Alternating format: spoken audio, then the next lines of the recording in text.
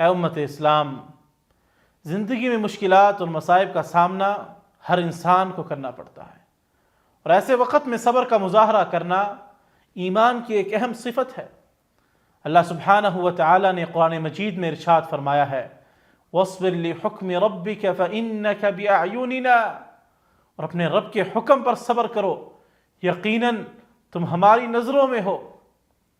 اس آیت میں اللہ تعالیٰ نے اپنے بندوں کو ہدایت دی ہے کہ وہ مشکلات کے وقت صبر کا دامن تھامے رکھیں اور اللہ کے فیصلوں پر راضی رہیں۔ امام ابن عطیہ رحمہ اللہ فرماتے ہیں، هذه الآية ينبغي أن يقررها كل مؤمن في نفسه فإنها تفسح له مضايق الدنيا۔ یہ آیت ہر مومن کے دل میں ہونی چاہیے، کیونکہ اس سے دنیا کی تنگیاں کشادگی میں بدل جاتی ہیں۔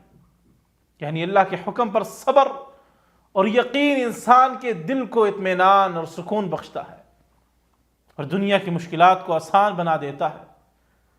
اللہ سبحانہ و تعالیٰ فرماتے ہیں، ان مع العسر یسرا، یقیناً تنگی کے ساتھ آسانی ہے۔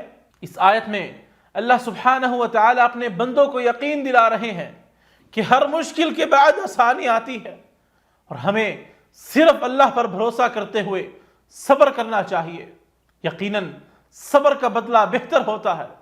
آپ صلی اللہ علیہ وسلم نے فرمایا، عجبا لامر المؤمن ان امرہ کلہ خیر وليس ذلك لأحد الا للمؤمن ان اصابته سراء شکر فكان خيرا له وان اصابته ضراء فصبر فكان خيرا له۔ مؤمن کا معاملہ عجیب ہے، اس کے ہر حال میں بھلائی ہے۔